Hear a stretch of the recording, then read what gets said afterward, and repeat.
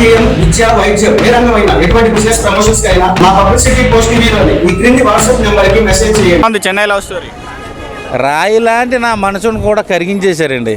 బొట్ట బొట్ట బొట్ట బొట్ట కన్నీళ్ళు కనిపించారు. అసలు ఇంటర్వెల్కి అయితే నాకే మైండ్ పోయింది.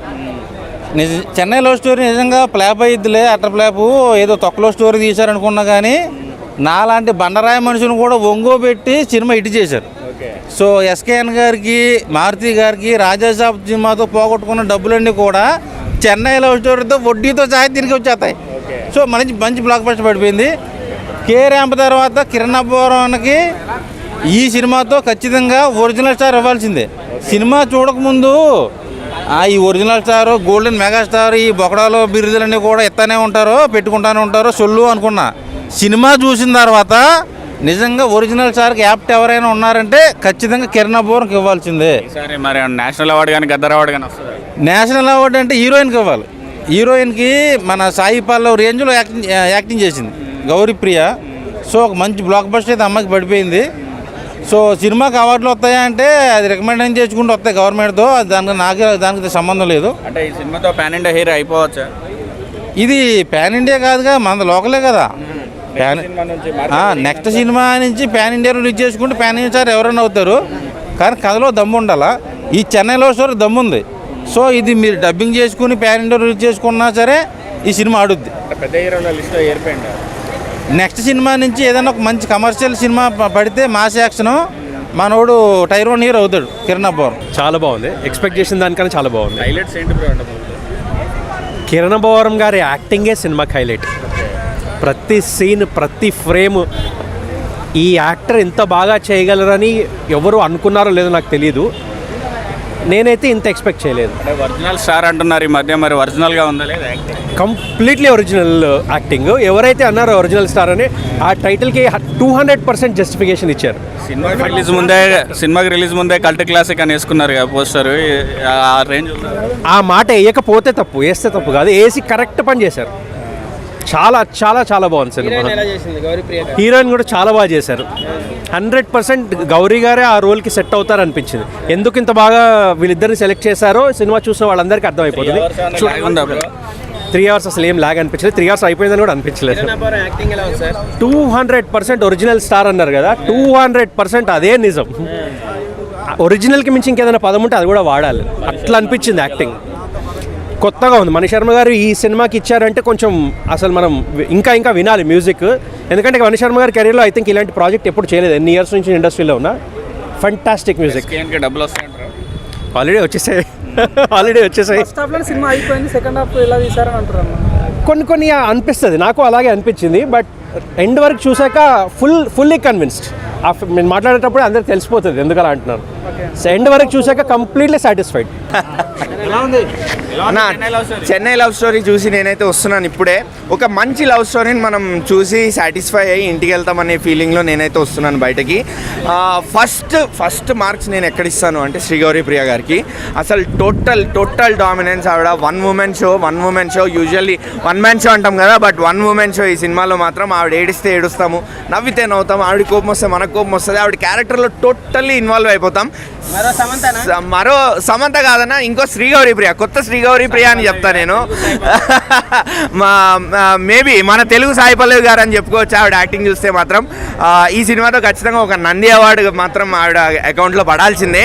నేషనల్ అవార్డు వచ్చినా తప్పు లేదనే చెప్తాను నేనైతే మాత్రం. బట్ నంది అవార్డు మాత్రం పడాల్సిందే అన్నా. అభవరం అన్నకు కూడా వస్తుంది అన్న, మంచి అవార్డే వస్తుంది. ఎందుకంటే సినిమా బాగుంది, ఆయన యాక్టింగ్ కూడా బాగుంది. మనం కా సినిమా నుంచి కూడా చూస్తున్నాము, ఒక కొత్త కిరణ్ అన్న కనిపిస్తున్నాడు మనకి. అదే కిరణ్ అన్న, అదే డెడికేషన్, అదే యాక్టింగ్ ఈ సినిమాలో కూడా కనిపించింది. న్యాచురల్ స్టార్, ఒరిజినల్ స్టార్, మీరు ఏ స్టార్ పెట్టుకుంటే ఆ స్టార్ అయిపోతాడన్న. ఫ్యాన్స్కి నచ్చిన స్టార్ మాత్రం ఖచ్చితంగా అవుతాడు, అయిపోయాడు కూడా. నేనైతే మాత్రం సినిమాకు ఒక 2.5 రేటింగ్ ఇస్తాను. అండ్ మన మెలడీ బ్రహ్మ, ఎందుకు మెలడీ బ్రహ్మ అని కూడా ప్రూవ్ చేసుకున్నారు ఈ సినిమాలో. ఆయన లేకపోతే సినిమా లేదు బేసిక్గా. ఇంకెవరైనా కొడతారా అంటే నేనైతే ఊహించుకోలేను. సో ఫుల్ మార్క్స్ మళ్ళీ అక్కడ. నాకు ఎక్కడైనా డిసప్పాయింటింగ్ అనిపించింది అంటే మాత్రం climax and dialogue writing. Climax కొంచెం కొత్తగా ఉంటుందేమో అనుకున్నా. సినిమా స్టార్టింగ్ నుంచి మనకు కొత్తగా చూపిస్తారు, ఒక మంచి లవ్ స్టోరీని తీసుకెళ్తున్నప్పుడు క్లైమాక్స్ ఏమైనా కొత్తగా ఉంటుంది అనుకున్నా, బట్ రొటీన్ అయిపోయింది. 3 గంటలు కూర్చోబెట్టగలిగాడు. నేనైతే కూర్చోగలిగాను అన్న, జనాలను కూడా కూర్చోబెట్టగలిగాడని అనుకుంటున్నాను. కానీ ఒక 20 నిమిషాలు తగ్గిస్తే మాత్రం ఇంకా హ్యాపీగా కూర్చోగలుగుతారు జనాలు. కిరణ్ అబ్బవరం గారు మాత్రం ఒక ఒరిజినల్ స్టార్ అని అయిపోతారని చెప్పుకోవాలి. ఒక న్యాచురల్ స్టార్కి తగ్గట్టు ఇప్పుడు మన ఒరిజినల్ స్టార్ ఇప్పుడు స్క్రీన్ మీదకి వచ్చాడని చెప్పుకోవాలి. అన్న పవర్ స్టార్తో కంపారిజన్లు లేవన్నా, మీరు ఏమేమో అడిగి నన్ను ఇబ్బంది పెట్టకండి.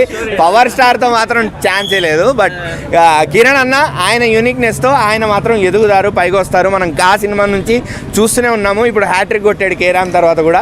ప్యూర్ లవ్ స్టోరీ బ్రో, మన హార్ట్ టచ్ చేస్తుంది మూవీని. ఫస్ట్ హాఫ్ వరకు ఒకటి అయితే క్లైమాక్స్ ఇంకా పీక్స్లో ఉంటుంది సినిమా. మన చూసినంతసేపు కళ్ళంటే నీళ్ళు వస్తున్నాయి. నేనే లిటరలీ 3 times ఏడ్చాను సినిమా. హీరోయిన్ యాక్టింగ్ అయితే బ్రో, అసలు హీరోయిన్ని మనం థియేటర్లో చూస్తే ఆ హీరో చెప్తాడు యాక్చువల్లీ హీరోయిన్ గురించి, మీరు నా దేవత ఇక్కడ చూస్తానండి, నేను ఈ సినిమా నుంచి హీరోయిన్ని అక్కడ చూస్తా బ్రో. అంతలా చేసింది యాక్టింగ్. కొంచెం సాయిపల్లవి కాదు బ్రో, గౌరీప్రియ. ఓకే బ్రో, అట్లా అనుకోవచ్చు. ఇప్పుడే కెరీర్ స్టార్ట్ చేసింది, తక్కువ సినిమాలు కదా ఆమె చేసినవి. డెఫినెట్లీ ఆమెకు మాత్రం మంచి ఫ్యూచర్ ఉందని నేను అనుకుంటున్నాను బ్రో. ఖచ్చితంగా వస్తుంది బ్రో ఈ సినిమా నుంచి. నేషనల్ అవార్డు ఏ అవార్డు ఉంటే అవార్డు ఇచ్చేయచ్చు బ్రో. కొంచెం లవ్ స్టోరీ సీన్స్ ఉంటాయి బ్రో, ప్యూర్ లవ్. ఒక నార్మల్గా ఒక మనిషి గురించి ఏమి ఎక్స్పెక్ట్ చేయకుండా లవ్ చేస్తే ఎలా లవ్ చేస్తారు అనేది క్లియర్గానే చూపించారు.